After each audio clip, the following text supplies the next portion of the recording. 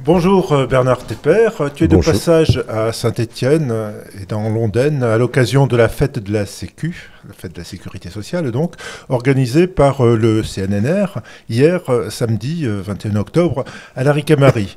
Donc le CNNR, c'est une organisation politique qui se donne pour modèle de gestion de la santé, le modèle de la sécurité sociale. Et au-delà oui, de cette fonction, il souhaite utiliser ce mode de gestion pour repenser la manière de gérer l'économie de demain. Il se trouve que de ton côté, tu t'occupes du collectif national de défense et de développement de la sécurité sociale, et particulièrement de la branche sécurité sociale cet organisme, de ce collectif. Et donc, tu étais invité pour parler de ce que vous avez travaillé depuis maintenant 2005, je crois. Et donc, voilà, nous voulions te demander hier, tu l'as fait, mais plus généralement, pour un public plus large, où en est, enfin, d'abord un petit peu l'historique, enfin, tu vas peut-être dire te présenter un petit peu mieux que je l'ai fait pour commencer. Et puis ensuite, on va commencer par l'historique de vos travaux et de la situation. Je pense que de votre point de vue, il s'agit d'abord de défendre les acquis qui sont menacés. Et voilà, ensuite, la question, ça sera pourquoi la sécurité sociale est un bon levier pour repenser l'économie de demain et la façon de vivre de demain. Mais tout d'abord, dis-nous un mot sur un peu comment on en est arrivé là, pourquoi tu as enfourché ce cheval de bataille et comment les choses se sont passées. Un mot sur toi peut-être pour commencer. Rapidement, donc, je suis un éducateur populaire. Et donc, je m'intéresse à ce qui me semble important pour les gens, les travailleurs, les citoyens. Et ce qui me semble, c'est que la sécurité sociale aujourd'hui, d'abord c'est le premier budget humain. Il s'agit de protéger les assurés sociaux et leurs familles de la naissance à la mort dans tous les aspects de leur vie. C'est-à-dire matière de santé, matière de retraite, contre la précarité, contre, je dirais, le non-logement, etc., etc. Contre les accidents du travail, contre les maladies professionnelles, contre l'invalidité, toute forme, disons, permettre à tout le monde d'être autonome, même aux invalides, même, etc. Donc, la protection des citoyens et de leurs familles de la naissance à la mort. Et ça semble quand même, pour pouvoir vivre ensemble, une chose qui a pris une importance capitale. Sur le plan historique, ça a démarré en fait au XIXe siècle par des sociétés de secours mutuels. Ensuite, il y a eu le mouvement syndical, les partis politiques, etc. Et puis, dans les luttes sociales, il y a eu énormément de luttes sociales qui ont permis, non pas de déterminer des acquis, mais plutôt des conquis sociaux. C'est-à-dire que ce sont des conquêtes. Et il peut y avoir des reculs. D'accord, mais tu as tout de suite évoqué la protection dans tous les domaines important, essentiel de la vie et de la sécurité quotidienne, y compris le logement. La sécurité sociale a un champ plus limité au départ. Il n'y a pas une sécurité du logement pour l'instant, mais au départ, la sécurité sociale a été conçue autour de la continuité du travail. Et donc, aujourd'hui, est-ce que tu peux faire le bilan du modèle français? En quoi est-il spécifique et en quoi est-il un acquis différent de ce qu'il y a dans les autres pays et inspirant pour aujourd'hui et pour demain? Alors d'abord, je voudrais dire qu'il y a dans la sécurité sociale aujourd'hui 3 prestations logement qui sont délivrées par la branche famille de la sécurité sociale. C'est-à-dire que ce n'est pas suffisant pour permettre à tout le monde d'avoir un logement. Il y a encore des gens qui dorment dehors. Mais disons qu'il y a déjà des prestations logement au sein de la branche famille. Alors, aujourd'hui, alors d'abord, la sécurité sociale aujourd'hui, c'est le premier budget humain. Hein, ça, je l'ai dit déjà hier, je le répète aujourd'hui, je le répéterai demain. Tu peux donner les ordres de grandeur, oui. Oui, 640, disons que le budget de la sécurité sociale 2024, c'est 641 milliards d'euros. Et pour voir à peu près ce que ça représente, le budget de l'État, tout ministère confondu, c'est 491. Donc en fait, la sécurité sociale, c'est 150 milliards d'euros de plus que le budget de l'État, tout ministère confondu. Donc c'est quelque chose de très important. Donc c'est un enjeu très important, un enjeu pour les travailleurs, pour leurs familles, mais également un enjeu pour les dirigeants du capitalisme. Parce que c'est là qu'il y a le plus d'argent. Et donc... Oui, mais il y a une spécificité française quand même. Je voulais que tu nous en dises un mot. Si tu compares aux États-Unis, par exemple, il y a aussi des problèmes, mais ils ne sont pas gérés de la même façon. Alors donc là, il y a toute une histoire. C'est-à-dire, là, c'est ça, je ne sais pas s'il faut que je déroule toute l'histoire. Il faut que tu le fasses en abrégé, oui. En abrégé, voilà. Donc, en fait, il y a eu une montée des conquis sociaux.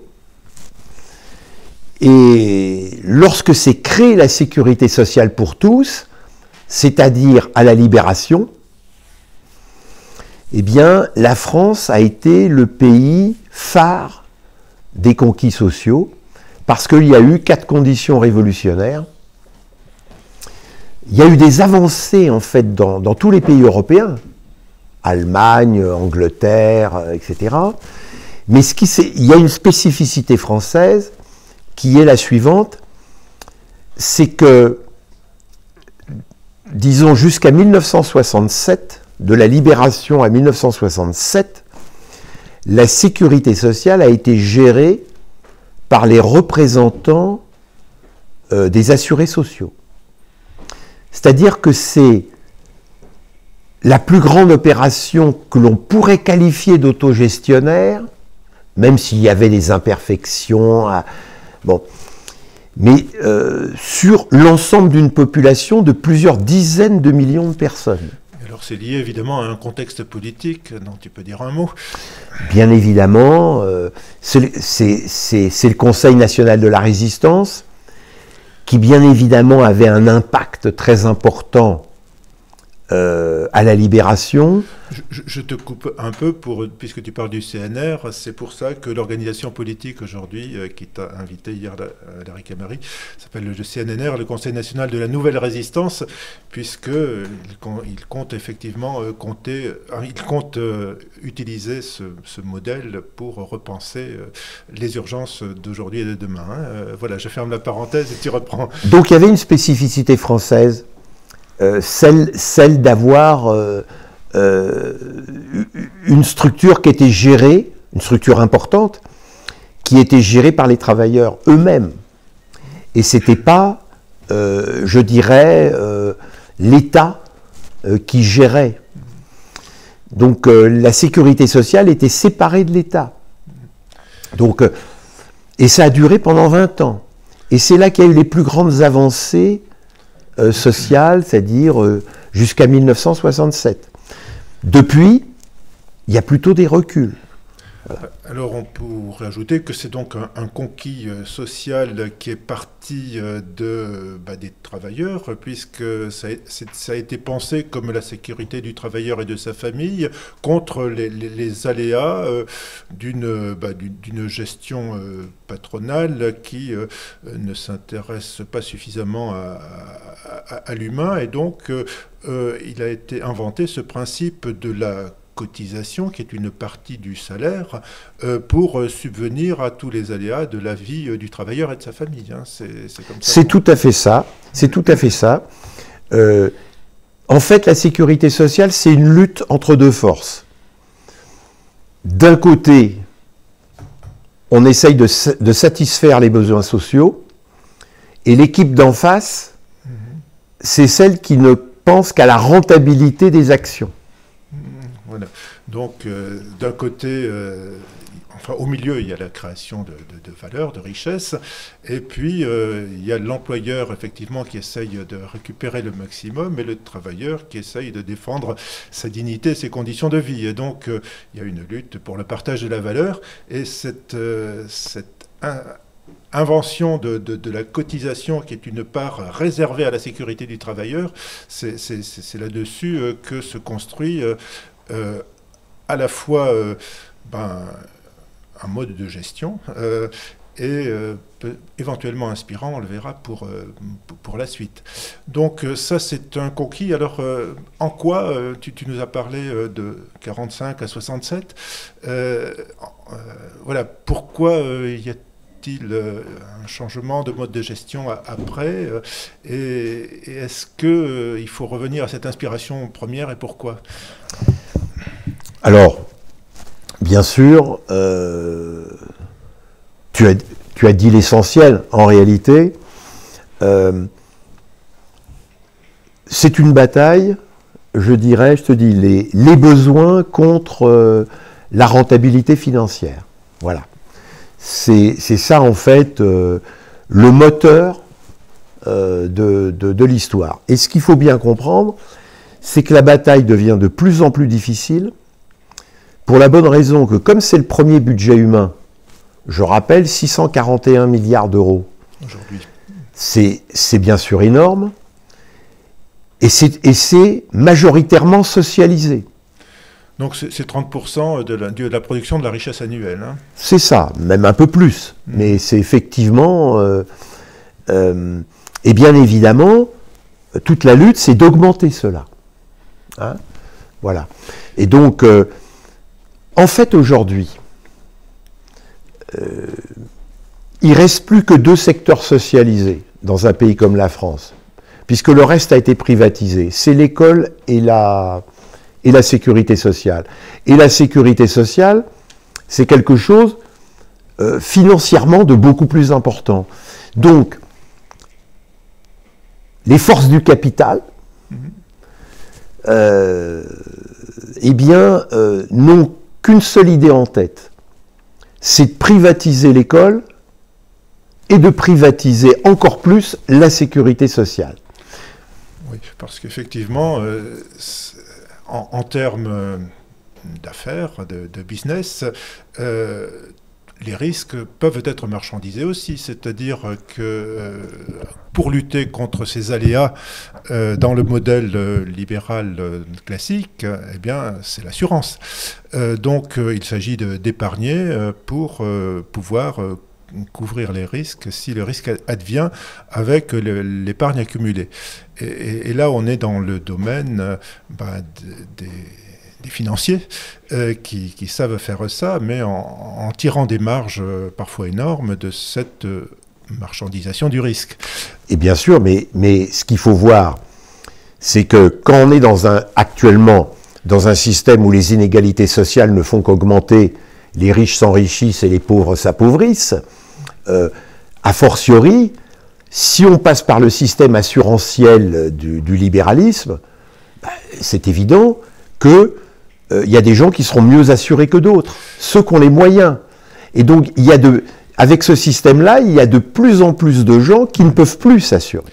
Et donc, ou ça sur mal. Le modèle américain a été bien pensé dans ce sens-là, d'où l'importance des fonds de pension qui, aujourd'hui, sont un facteur d'instabilisation du monde, parce qu'il y a cette accumulation d'épargne qui, normalement, devrait stabiliser les conditions de vie de ceux qui en ont besoin. Mais comme tu disais, ceux qui épargnent le plus, ce n'est pas ceux qui ont le plus de besoin. Et à l'opposé, ces concentrations d'épargne ont un caractère spéculatif, puisque voilà, il y a des moyens de faire fructifier cette épargne qui, quand on se base sur des logiques à court terme, ne peuvent pas éviter des crises de suraccumulation, de mauvais placements, etc. Donc, pour toutes ces raisons, on peut préférer le modèle français. Est-ce que tu peux en dire un peu plus là-dessus ? Tu as tout à fait raison. La question, c'est que les fonds de pension sont des instruments de spéculation. La spéculation, c'est créer de l'argent fictif, qui en fait peut ne pas exister. C'est-à-dire aujourd'hui, par exemple, dans le monde, il y a 50 fois plus d'argent que de marchandises que l'on peut échanger par rapport à ça. Donc, obligatoirement, les crises arrivent et des fonds de pension peuvent disparaître. Oui, je peux même dire un mot de plus là-dessus. Sur la spéculation, c'est le fait que ça marche par croyances collectives successives. C'est-à-dire que pour savoir où il faut placer son épargne aujourd'hui, il va y avoir des bulles comme les nouvelles technologies. Tout le monde, ou alors les pays émergents, etc., à un moment donné, les investisseurs considèrent que c'est là qu'il faut aller. Et donc, ça marche à la hausse tout un temps, parce que plus les gens y vont, plus les valeurs en question prennent du terrain. Et donc, les actions, elles rapportent d'une part des dividendes et d'autre part de la prise de valeur, parce que on considère que l'avenir est là. Donc c'est les plus-values, etc. Mais effectivement, si ça marche comme ça, il y a forcément des à-coups. Il y a des montées d'enthousiasme dans un sens qui finissent parce que c'est monté trop haut, etc. Et au-delà de ça, voilà, cette question de l'accumulation ne profite que ceux qui en ont beaucoup déjà. Je rajouterais à ce que tu dis la chose suivante. C'est que la sécurité sociale, elle n'a pas besoin d'épargne et d'accumulation. Voilà. C'est-à-dire que ce qui se passe, c'est que, par exemple, moi je suis à la retraite. Et il y a des gens qui payent des cotisations retraite, les gens qui travaillent. Quand ils travaillent, tous les mois, il y a une part qui part à la sécurité sociale. Voilà. Dans les quelques jours qui suivent, je reçois ma retraite. Et tous ceux qui sont retraités le reçoivent. C'est-à-dire qu'il n'y a pas d'épargne. Voilà, c'est là bien que je voulais en venir. Oui. Et le problème, c'est que je voudrais expliquer comment fonctionne concrètement la sécurité sociale aujourd'hui. Très bien. Il y a toute une série de caisses. Au moins une caisse par département. Je dis au moins. Tous les soirs, tous les excédents qui sont dans chacune des caisses est centralisé. Et le matin, la banque de la Sécu distribue à toutes les caisses tous les paiements qu'ils doivent faire dans la journée. Ça veut donc dire qu'il n'y a pas besoin d'accumulation. C'est une méthode de répartition. Voilà. Et donc, il n'y a pas d'aléa. C'est-à-dire que quand la France était au plus bas, à la Libération, un pays détruit, la Sécu, elle a démarré tout de suite. C'est-à-dire que dès que l'argent était payé, dans les jours qui suivent, il y a le remboursement assurance maladie, il y a les retraites, il y a les prestations familiales, il y a etc., etc. C'est parfaitement rationnel, effectivement, mais voilà, ça enlève au capital ce levier de la gestion de l'épargne, dans la mesure où la création de richesse est immédiatement en partie socialisée et rentre dans un circuit court finalement. On a besoin, on crée de la richesse, une partie donc étant bien de consommation et services ordinaires, et l'autre partie est dans la gestion du risque, mais du risque immédiat. Et du coup, il y a des professionnels qui sont conventionnés pour s'occuper de la santé. Et finalement, il y a un circuit de la répartition qui est aussi court finalement que le circuit des achats immédiats pour les biens et services. Donc voilà, et c'est peut-être l'occasion de dire quelles ont été les attaques sur la sécurité sociale et qui ont amené à l'émergence des complémentaires plutôt assurantiels pour le coup. Et pourquoi aujourd'hui il y a un enjeu sur le retour à un 100% sécu, parce que l'une des attaques c'est de dire bon, la sécurité sociale va s'occuper du minimum et pour le reste ça va être un système assurantiel. Donc est-ce qu'on peut rattacher à cette définition de la sécurité sociale comme répartition immédiate ces nouveaux enjeux? C'est-à-dire, est-ce qu'aujourd'hui la priorité, je crois que il a été question hier de ce 100% sécu, tu as peut-être d'autres priorités en tête. En quoi c'est rationnel du point de vue du travailleur si c'est pas l'idéal du capital? Oui, l'idée de la sécurité sociale, c'est en fait d'étendre à tous les domaines de la vie le système de protection. Donc système de protection retraite, système de protection de la santé, système de protection lorsqu'on a des enfants, donc toutes les prestations familiales, lorsqu'il y a un accident du travail, des maladies professionnelles, etc., etc. Et donc de l'étendre. Voilà. Et donc d'un côté, il y a le combat pour l'extension de la sécurité sociale, et de l'autre côté, il y a le combat pour la privatisation de la sécurité sociale. Et ça, c'est le moteur, je dirais, de l'histoire de la protection dans le monde.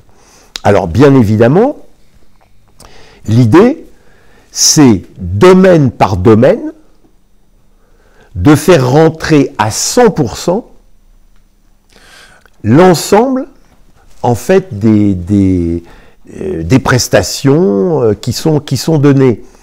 Alors, je dis bien, c'est le système, ce que la CGT appelle la sécurité sociale intégrale, c'est-à-dire, c'est 100% payé par la sécurité sociale, et cela aussi bien pour la retraite que pour l'assurance maladie, que pour les différentes branches de la sécurité sociale. Mais il y a une différence entre le 100% émancipateur et le 100% Macron. Il faut faire une différence. Voilà. Le 100% Macron, c'est je prends quelques prestations que je fais à 100%, et tout le reste est privatisé. Ah oui, c'est ça, oui.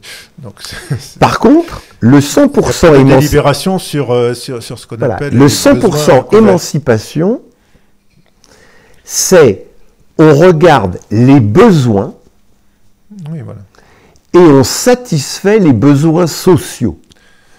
Alors, quand je dis besoin, ça veut dire, bien sûr, si je suis célibataire, je n'ai pas les mêmes besoins que si j'ai un enfant qui vient de naître. Donc, il y a les besoins du célibataire, les besoins de l'enfant et les besoins de la mère. Donc, petit à petit, il y a l'extension des besoins, et quand on part des besoins pour définir la sécurité sociale, eh bien c'est le 100% émancipation. Et lorsque on dit, on ne prend que certaines prestations à 100% et le reste est privatisé, là ça s'appelle le 100% Macron. Oui, c'est assez clair. Et c'est en cela que le modèle que nous défendons donc est inspirant, parce que extension, ça se passe dans un contexte où à la crise sociale s'ajoute une crise écologique, où on sait qu'un certain nombre de besoins essentiels sont de moins en moins accessibles à tout le monde. Et par conséquent, les conditions essentielles de la vie digne doivent être de plus en plus pensées au départ de la fabrication, etc. Du coup, on peut imaginer que ça n'est pas du luxe de sécuriser ces conditions de vie essentielles.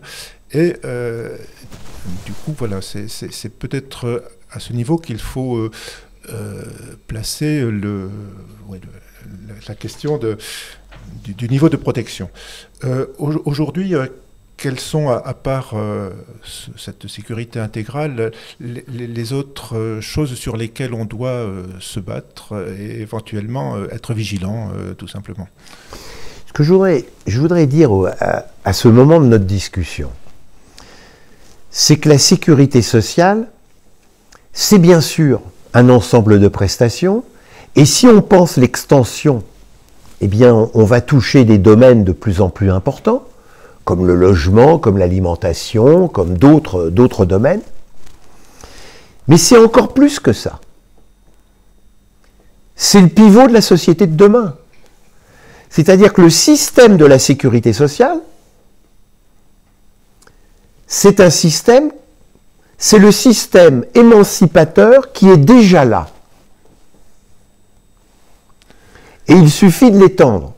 C'est-à-dire que les méthodes de la sécurité sociale, eh bien, c'est les méthodes de la société de demain. Et donc, l'extension de la sécurité sociale, la reprise des conditions révolutionnaires, des 4 conditions de la révolution, c'est-à-dire la gestion par les travailleurs eux-mêmes, financée deuxièmement par la cotisation, c'est-à-dire une fraction du salaire, je dirais de ne plus vivre en fonction de la charité des autres, mais d'avoir une solidarité, à chacun selon ses besoins, chacun y contribue selon ses moyens, et qu'ensuite, il y ait l'unicité de la sécurité sociale, c'est-à-dire que s'il y a vraiment un pépin, toutes les branches de la Sécu se mobilisent pour régler un pépin non prévu. Voilà. Eh bien ça, c'est un système dans son extension qui en fait est capable de remplacer le capitalisme. Voilà, parce que c'est un circuit finalement assez court de la valeur, et tu insistes sur le côté délibération. Alors tu dis autogéré par les travailleurs. Aujourd'hui, quand on parle effectivement des besoins essentiels, en commençant effectivement par l'alimentation de qualité suffisante pour tous, le logement digne, etc., il faut penser que c'est pas seulement le travailleur, mais le citoyen qui est intéressé par ça, l'habitant d'une certaine façon. Et donc, il faut délibérer sur ce que sont ces besoins fondamentaux et consacrer les efforts qu'on a, sachant que, effectivement, dans une société où l'accès à l'énergie abondante va être compliqué, les matières premières, pareil, il y a une forte réflexion qui doit impliquer tout le monde sur c'est quoi les besoins fondamentaux et comment on s'arrange pour qu'ils soient répartis équitablement. Du coup, là, il y a une forte mobilisation à avoir, probablement, pour que tous les citoyens s'engagent dans ces caisses de répartition de la richesse annuelle. Et voilà, du coup, à la fois, c'est du déjà là, c'est de l'acquis, et à la fois, il y a sans doute des choses à repenser sur la vocation de chaque caisse, comment on emboîte les caisses départementales avec une caisse nationale. Donc, il y a quand même un chantier. Il y a un énorme chantier parce que, bien évidemment, ce système de la sécurité sociale qui préfigure une société plus émancipatrice, c'est en fait une structure post-capitaliste. Elle s'effectue par l'extension du principe de la démocratie. Aujourd'hui, on est dans un monde où la démocratie recule partout. Il y a de moins en moins de débats démocratiques, y compris dans les organisations politiques, syndicales, associatives. Ce système d'extension de la sécurité sociale va de pair avec l'extension de la démocratie, c'est-à-dire il doit y avoir du contrôle citoyen démocratique à chaque échelon, à chaque domaine. Donc, c'est l'extension de la sécurité sociale, c'est l'extension de la démocratie. Comment organiser la sécurité sociale renvoie au débat comment on établit un processus démocratique. Oui, c'est tout à fait important. Et démocratique localement, démocratique départementalement, démocratique au niveau d'un pays, et pourquoi pas démocratique au niveau de la Terre tout entière, mais là c'est un peu utopique pour l'instant. Mais c'est là qu'effectivement on voit bien comment se rejoignent urgence écologique et justice sociale, parce que en effet on touche à la question fondamentale des besoins là, hein, et ce qui fait que aujourd'hui, le capitalisme semble la seule solution, hein, il n'y a pas d'alternative, etc. C'est que les gens sont pris dans un système de besoins qui est encouragé, etc. À partir du moment où on prend acte du fait qu'on n'a pas la possibilité, effectivement, d'avoir un rêve américain avec voilà, de l'avion tous les jours pour ceux qui peuvent, et ceux qui ne peuvent pas, ils pourront demain. C'est plus possible. Donc, on est obligé de réfléchir à la question des besoins essentiels. Et là, du coup, si on n'y réfléchit pas de façon à la fois équitable et démocratique, on n'y arrivera pas. Donc, c'est bien là qu'on voit que c'est non seulement une alternative au capitalisme, parce que le capitalisme, c'est pas bien, mais d'une certaine façon, c'est la seule solution de survie à terme pour les communautés de se préoccuper de leur milieu. Et donc, c'est pour ça qu'on disait aussi que dans ces caisses, elles devront s'occuper non seulement de la santé des gens et de leur logement, mais également de l'écosystème, hein, parce que, voilà, pour faire de la bonne santé, il faut avoir un milieu qui ne génère pas des pathologies, etc., etc. Donc, et je partage entièrement ce que tu viens de dire. Il n'y a aucune raison théorique qui empêcherait de penser le système de la sécurité sociale pour avancer dans la transition écologique. Aucun problème. Si, il y a problème, parce que ce sont des problèmes nouveaux, donc il faut les penser, il faut réfléchir au processus démocratique, parce que ce n'est pas facile d'avancer dans un processus démocratique, mais il faut en plus réfléchir, je dirais, au débat culturel. C'est-à-dire que la démocratie toute seule ne suffit pas si on ne mène pas en même temps une campagne pour une nouvelle hégémonie culturelle. Voilà. Voilà. Et donc, la pensée de ceux qui estiment qu'il faut le processus démocratique plus la bataille pour une nouvelle hégémonie culturelle, et donc, parce que derrière hégémonie culturelle, il y a le problème de savoir, il y a des besoins qui sont des besoins fondamentaux, et il y a des besoins qui sont des besoins que le capitalisme a produits, et qui en fait ne sont pas absolument nécessaires. Oui, et surtout, ils sont basés sur l'hypothèse que on peut satisfaire au détriment de autrui, de qui peut nous obéir, et au détriment de l'environnement. Et donc cette conception de la satisfaction est un peu viciée au départ, et elle profite au dominant. Par définition, le dominant peut faire tout ce qui ne lui est pas interdit.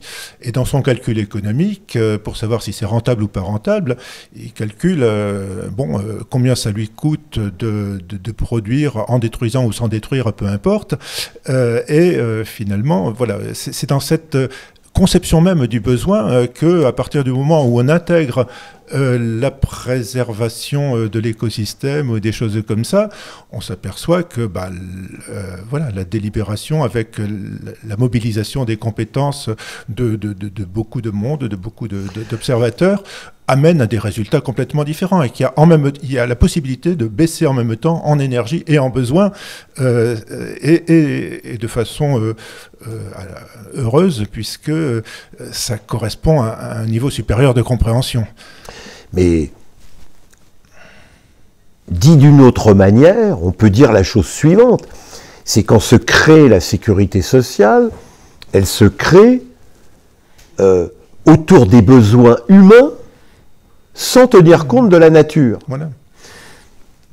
Il est évident que dans les circonstances du XXIe siècle, certains l'avaient déjà prévu à la fin du XXe, enfin bon, le problème c'est qu'aujourd'hui on voit bien qu'il faut penser l'homme intégré à la nature. C'est-à-dire que l'homme, les animaux, les végétaux, sont dans un seul écosystème, dans un seul ensemble. Une interdépendance. Une interdépendance. Et donc, il n'y a aucun problème d'utiliser les principes fondamentaux de la sécurité sociale à ce nouvel ensemble, qui est un ensemble être humain et monde vivant. Il suffit de faire rentrer dans ce qu'on appelle l'autogestion des caisses, des représentants de cette conception globale que tu appelles holistique, on peut l'appeler systémique aussi, de la réalité. Bien sûr. Et donc, en fait, c'est pour cela que la sécurité sociale, c'est sans doute la structure qui intègre l'ensemble des débats politiques. Et on pourrait à terme l'appeler sécurité sociale et écologique, du coup, puisque effectivement, c'est pour marquer précisément l'idée qu'on change de paradigme sur à la fois les besoins, les possibilités et les méthodes. Aujourd'hui, il faudrait ajouter écologique, tu as raison, parce que, bien sûr, il y a encore toute une série de gens qui pensent l'homme séparé de son écosystème. Mais à la limite, une fois qu'on a intégré l'homme dans son écosystème, on dit sécurité sociale tout seul, ça suffit. Parce qu'on sait que l'être humain est intégré dans cet écosystème. Donc, je dirais, social et écologique, mais ça c'est suffit, nécessaire. Mais pas dans le business as usual. Donc, oui, c'est ça, voilà. Donc on est obligé aujourd'hui d'ajouter. Donc, d'ailleurs, quelquefois, on voit des discours, on dit, alors, démocratique, laïque, social, écologique, féministe, et antiraciste, on rajoute des choses. Bon. une fois qu'on a unifié tout ça, qu'on sait que l'ensemble des principes doivent être pensés de façon holistique, de façon systémique, on peut garder sécurité sociale si on a déjà intégré ça. On peut simplifier, mais à un moment donné, justement, tu parles de nouvelle hégémonie culturelle, il faut un peu des mots nouveaux pour dire que c'est pas la même chose. Je suis d'accord. Bien sûr, bien sûr. Et donc, tu parles d'hégémonie culturelle, on parle des fois de nouveaux récits, mais c'est l'idée qu'effectivement, il y a beaucoup de choses à changer et qu'effectivement, le chemin, c'est un chemin démocratique parce que la démocratie, c'est pas le vote, c'est tout ce qui se passe avant. Et pour le coup, la répartition des richesses durables, c'est un vrai nouveau sujet sur lequel il faut impliquer le plus de monde possible. Et ça, pour le coup, en partant de l'existant et du réel, parce que, oui, quand dans l'univers de la transition, on a surtout tendance à parler, comme tu dis, du paradis de demain et après-demain, et on oublie un peu le chemin. Donc, si on reparlait un petit peu du chemin, comment faire pour intégrer plus de monde dans la décision au niveau de la sécurité sociale d'aujourd'hui Tu as prononcé un mot magique, c'est le chemin. On ne peut pas avancer sans penser le chemin. Voilà. On ne peut pas simplement penser au bout du chemin. On ne peut pas penser au point d'arrivée si on ne pense pas le chemin lui-même. Et je dirais, toute la bataille de l'émancipation, c'est de penser le chemin pour aller dans une direction donnée, vers un point donné, vers un sommet ou vers autre chose. Ou l'espace, ou je ne sais pas quoi. Donc, penser le chemin. Mais penser le chemin, en tout cas, pour ceux qui sont attachés aux conditions révolutionnaires de la sécurité sociale de ses débuts, c'est penser le chemin avec un contrôle démocratique citoyen à chaque phase. Voilà. Et donc, de ce point de vue-là, c'est une avancée de tous les principes. Il faut une avancée, je dirais, du principe démocratique, il faut une avancée du principe laïque, il faut une avancée de tous les principes sociaux, tous les principes écologiques, etc. Tous les principes d'égalité, hommes-femmes, à l'intérieur des êtres humains, etc., etc. Voilà. C'est penser tout ça à la fois. Et ça, le seul endroit institutionnel qui a été créé, c'est la sécurité sociale. Alors concrètement, tout à l'heure, tu connais un peu les rouages de la gestion de la sécurité sociale. Tu disais qu'il y avait au moins une caisse par département. Concrètement, comment elle est gérée et comment on pourrait intégrer du droit de regard citoyen là-dedans, si ce n'est pas déjà fait comment on pourrait avoir un point de vue. Alors, est-ce que tous les travailleurs et non-travailleurs, mais bénéficiaires sont là? Est-ce que les non-bénéficiaires ont le droit à la parole? Et est-ce que la question de l'attention aux possibilités de produire autrement peut être quelque part présente d'une certaine façon, ne serait-ce que sur la question qui concerne directement la sécurité sociale, c'est-à-dire la part que l'on va mettre dans les installations nouvelles, les technologies nouvelles ou la prévention à tous les niveaux. Voilà, il y a des discussions importantes aujourd'hui pour savoir si on est dans le technosolutionnisme ou si on est dans le changement du mode de vie. Est-ce que cette discussion a lieu dans les caisses? Est-ce qu'elle pourrait avoir lieu, etc. Alors disons-le franchement, dans les caisses aujourd'hui, non. Parce qu'il n'y a plus d'élections. Tous les gens qui sont dans les caisses sont des gens qui sont nommés. Donc il n'y a plus de débat. En plus, dans le système actuel, la quasi-totalité du pouvoir, c'est le directeur de la caisse. Donc le directeur de la caisse fonctionne comme un préfet dans un département. Il est nommé... Bon. Bien évidemment, c'est tout le contraire de la sécurité sociale qui a été créée au début. Alors, bien sûr, aujourd'hui, si on veut remettre de la démocratie dans les caisses, faudra peut-être faire différemment que ce qui a été fait. Mais parlons de ce qui a été fait pendant 20 ans. Entre 65 Alors, et... Entre toutes les caisses. 45 et 67. Toutes les caisses. Que ça soit... les caisses nationales, la caisse nationale, que ce soit les caisses départementales, que ce soit des caisses locales, parce qu'il y avait des caisses locales, départementales, nationales. Systématiquement, ces caisses étaient élues. 75% des caisses étaient données aux travailleurs, même aux travailleurs, aux assurés sociaux. Votaient tous les assurés sociaux, y compris les étrangers assurés sociaux, étrangers qui étaient, je dirais, avec des papiers autorisants. Mais donc, il y avait 75%. Et tout le reste était dans les 25% qui restent. C'est-à-dire l'État, le patronat, les grandes forces, etc. 25%. Et 75%, c'était les ayants droit. Voilà.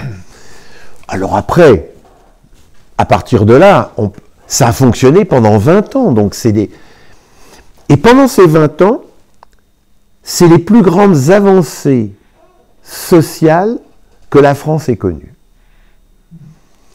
L'espérance de vie qui monte comme une flèche, la diminution de la mortalité infantile, la diminution de la mortalité maternelle, enfin tous les indices de santé se sont améliorés.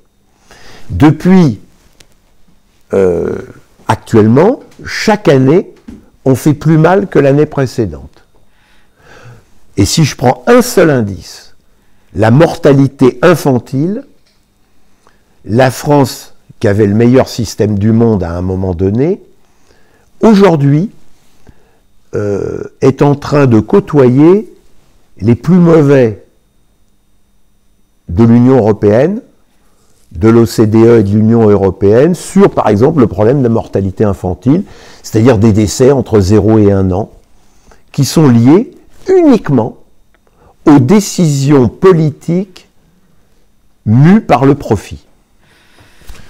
Alors justement, est-ce qu'il y a des mots d'ordre aujourd'hui pour réinvestir la façon de gouverner les caisses? Et on n'entend pas trop dans les mots d'ordre, que ce soit des partis, des associations, et même est-ce que le collectif pour la défense et le développement de la sécurité sociale incite ou alors on est bloqué de ce côté-là à réinvestir la gouvernance des caisses? C'est d'ailleurs pour cela qu'on ne fait que reculer. Parce que il y a de plus en plus de mécontentement par rapport au système actuel. Si par exemple, toutes les études d'opinion montrent qu'il y a une majorité des gens qui ne sont pas contents de ce système. Voilà. Bon. Le problème, c'est qu'il y a des gens qui se disent, bon, il faut inventer quelque chose d'autre. Alors, qu'est-ce qu'ils font? il se met dans un endroit isolé et il construit un paradis. Paradis, donc, on s'occupe par exemple, de ce qui va se passer au XXIe siècle. Avant de s'occuper d'améliorer les choses tout de suite. Toutes les évolutions du monde, elles se sont toujours appuyées sur du déjà là. Quand on est passé du féodalisme au capitalisme, le capitalisme s'est construit par rapport à un déjà là capitaliste qui existait dans le mode de production féodal.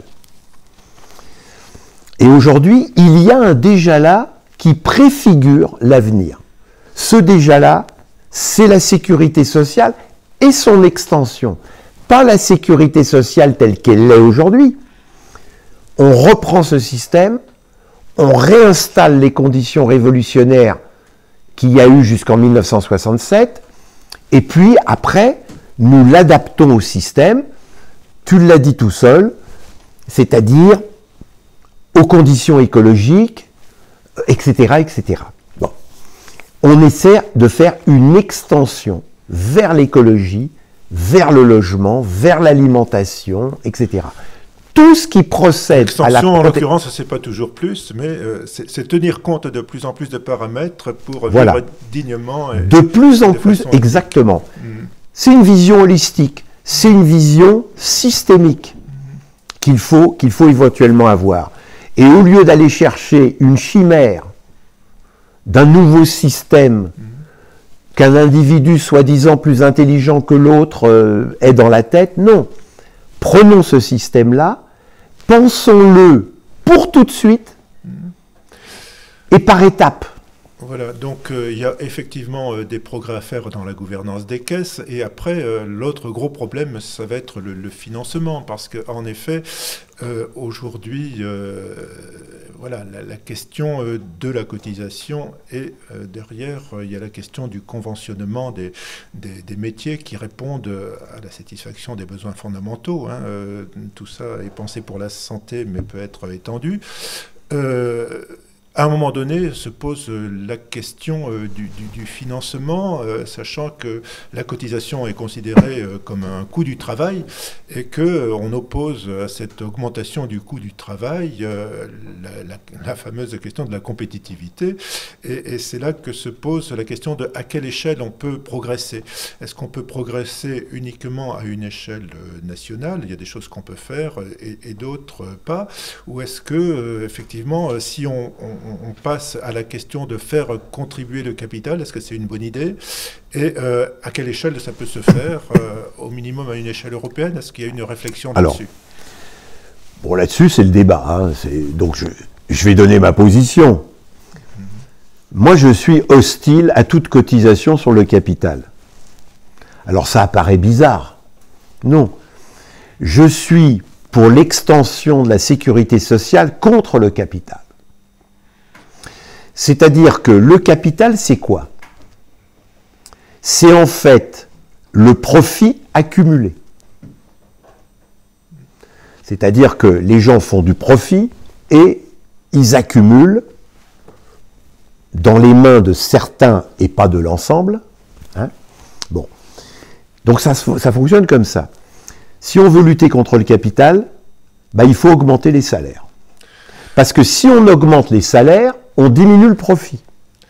Donc, c'est un mouvement, le mouvement en fait de mutation vers le post-capitalisme, c'est l'augmentation des salaires et diminuer le profit pour quelques-uns. Et bien évidemment, après, c'est le débat démocratique pour l'utilisation du salaire et savoir quelle part du salaire va à l'individu qui produit la richesse et quelle part du salaire va à la sécurité sociale, c'est-à-dire pour la collectivité. Et là, c'est le débat démocratique qui en fait tranche. Et le problème qu'il y a, c'est que si on impose, si on dit, eh ben on va prendre, alors on peut à titre transitoire, dire aujourd'hui, par exemple, on va taxer le capital. D'ailleurs, ça se fait, même aujourd'hui. Mais plus on taxe le capital, plus on justifie le capital, et si on augmente cette part, il faut de plus en plus de capital, donc de plus en plus de capitalisme, donc de plus en plus de capitalistes, et bien évidemment, dans ce cas-là, ces capitalistes qui bénéficient d'un profit en expansion, eh bien, on leur donne des armes pour pouvoir empêcher le bien de tous. Oui, alors c'est peut-être pas aussi simple quand même, parce que dire il faut étendre la part de la valeur qui revient au travail pour diminuer celle du profit, et par conséquent ça va ipso facto diminuer la puissance du capital. Ipso facto, le capital il est là, il est puissant, et de plus en plus puissant d'une année sur l'autre. Il y a même non seulement des crises sanitaires, mais des profiteurs de crises sanitaires qui se renforcent. Donc dire on va pas... J'en reviens à la justesse quand même du mot d'ordre actuel d'attaque, qui est de prendre les super profits. Je dis même pas taxer, je dis les prendre, parce que là c'est la double peine. Si le Big Pharma par exemple devient le gagnant d'une pandémie, ça pose un problème, parce qu'on n'est pas prêt de changer de système. Du coup, il y a bien quelque chose à faire, et c'est là que se pose le problème de l'échelle à laquelle ça peut se faire. Mais à un moment donné, si on veut inverser le rapport de force, comme nous le souhaitons tous, c'est qu'il faut faire taire ces super profiteurs quand même. Comment on les fait taire si c'est pas juste en augmentant la cotisation? Eh bien, pour pouvoir réaliser ça, il faut pratiquer ce que la charte d'Amiens de 1906 parlait, Jean Jaurès également, c'est la double besogne. La double besogne, c'est marier les revendications immédiates, c'est-à-dire celles qu'on fait tout de suite, avec un objectif éventuellement lointain. Donc c'est-à-dire qu'il faut penser le chemin. Ce qu'on appelle penser le chemin, c'est penser la revendication immédiate que l'on fait et penser différentes étapes. Voilà.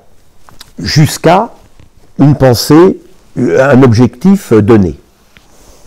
Alors, à titre transitoire, à partir du moment où les profits sont très importants, on peut dire, revendication immédiate, on prend les super profits.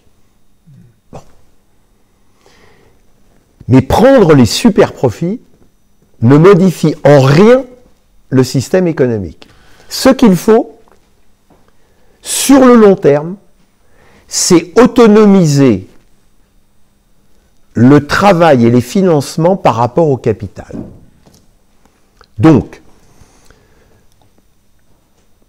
lorsque l'on entend des camarades qui disent « on va taxer les super-profits », moi je ne suis pas contre. Si la taxation des super-profits correspond, je dirais, à un besoin immédiat, parce qu'on ne change pas le système en 15 secondes. Voilà, donc ça, c'est évident. Tout changement de système est un processus long. Je signale que la Révolution française, par exemple, elle ne dure pas de 1789 à 1794. La Révolution française, elle a démarré en 1789 et elle s'est quasiment terminée au début du XXe siècle. Et pendant plus d'un siècle, ça a été une guerre entre le pouvoir et les travailleurs, etc. Donc, tout processus transitoire dure longtemps. Donc il peut y avoir des revendications immédiates. Donc, mais on ne peut pas penser une ponction sur le capital comme étant un système définitif. Alors parce que sinon, parce que le but... C'est pas définitif, c'est transitoire. Mais précisément, voilà. On peut penser ça en termes de basculement d'un système à l'autre quand même, parce que aujourd'hui, c'est pas seulement les super profits qui sont en cause, mais se pose la question à la fois de l'objectif et du chemin. Mais à titre de chemin, plafonner les marges acceptables semble aussi un moyen de raccourcir les circuits, peut-être, d'interdire des formes d'accumulation, parce qu'au départ, si on a ces super profits, c'est parce qu'il y a eu des quasi-monopoles sur... oui, mais... Et voilà, c'est tout ça qu'il faudrait empêcher. S'il y a moins de super profits, il y a moins de suraccumulation, il y a moins de monopoles, et on peut penser, alors j'en viens au basculement, à... comment alors si on parle des médicaments par exemple, il va falloir penser à les relocaliser. Donc cet argent qu'on prend au super profit, on peut s'en servir pour démarrer des laboratoires plus proches, avec des équipes de chercheurs plus proches, une industrie relocalisée, etc. Et donc c'est très pratique quand même de prendre l'argent illégitime là où il est pour faire commencer à exister des systèmes conventionnés qui vont à l'essentiel, qui sont délibérés sur... voilà. Et d'une façon... tant que ça rentre dans des revendications immédiates, il n'y a pas de problème.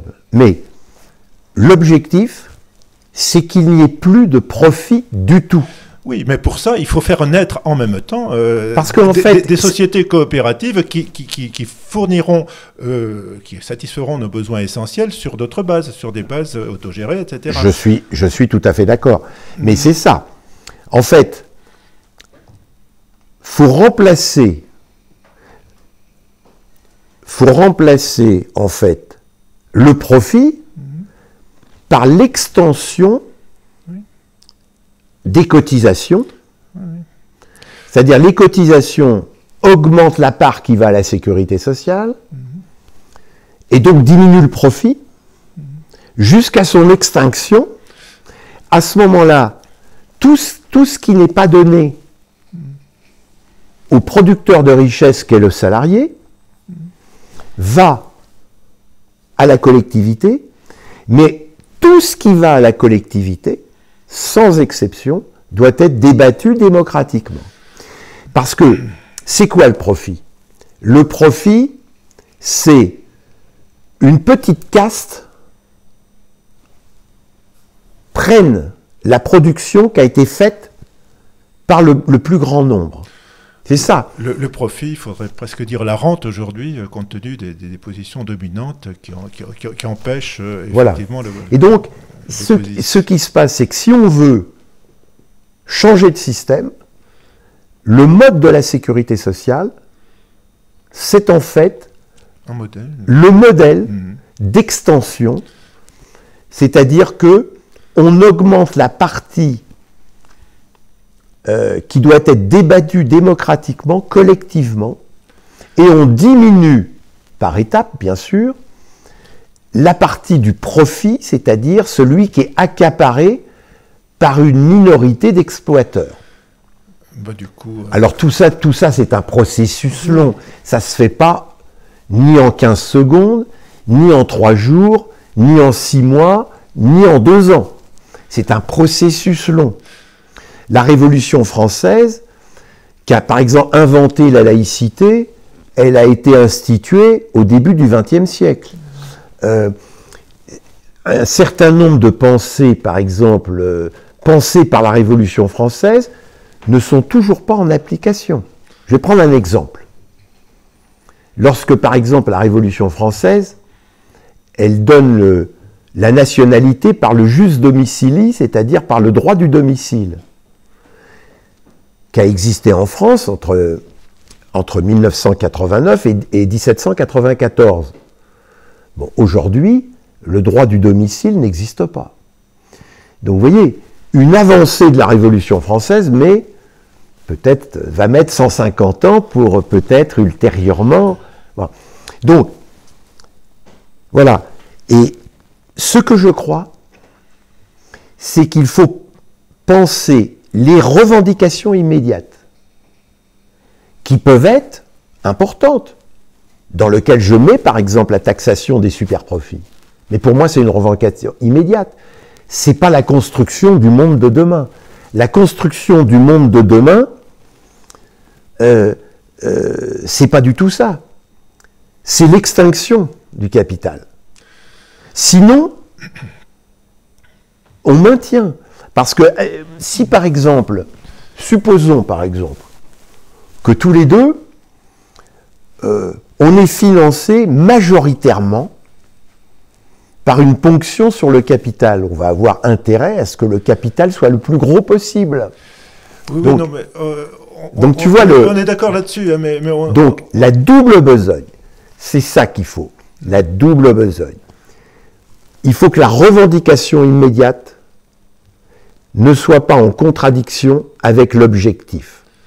Donc une revendication immédiate est nécessaire, mais elle doit pouvoir s'éteindre petit à petit. C'est ce que j'ai appelé le basculement, effectivement, d'un mode de production à un autre mode de production. Et dans cette phase, il y a un problème de financement donc, qui peut passer effectivement par aller chercher l'argent et du coup et le pouvoir là où il est pour le transférer. Bon, il y aurait, si on avait beaucoup de temps, une autre chose à réfléchir et qui n'est pas suffisamment réfléchie, c'est que pour faire naître ces structures coopératives alternatives, il peut y avoir aussi sans doute des avances monétaires venues d'une forme de création monétaire à partir du moment voilà, où on a franchi le cap de la réappropriation du processus de création monétaire. On aurait pu dire qu'il y a des expériences locales comme la sécurité sociale de l'alimentation à Montpellier qui essayent de se baser sur un circuit de la monnaie locale qui sont tout à fait intéressantes. Pour passer à l'échelle, c'est notre problème. Mais bon, donc nous avons déjà quand même beaucoup avancé depuis le début de cet entretien sur le fait qu'on a déjà là qui est la répartition des richesses sur une base quasiment autogérée par les ayants droit et sur le fait que ce modèle de production et de répartition peut être particulièrement adapté à une situation où l'avenir est aussi incertain qu'aujourd'hui, parce qu'il est capable effectivement de faire baisser en même temps les besoins en énergie extraordinaire et voilà, faire baisser en même temps les besoins de matières premières d'énergie et les besoins tout court, dans la mesure où on se recentre sur des modes de vie différents. Voilà. Donc on a bien avancé sur ce chemin-là. On est d'accord sur le fait que, attention à ne pas rêver un avenir sans savoir comment y aller. Bon, et il y a des gros chantiers.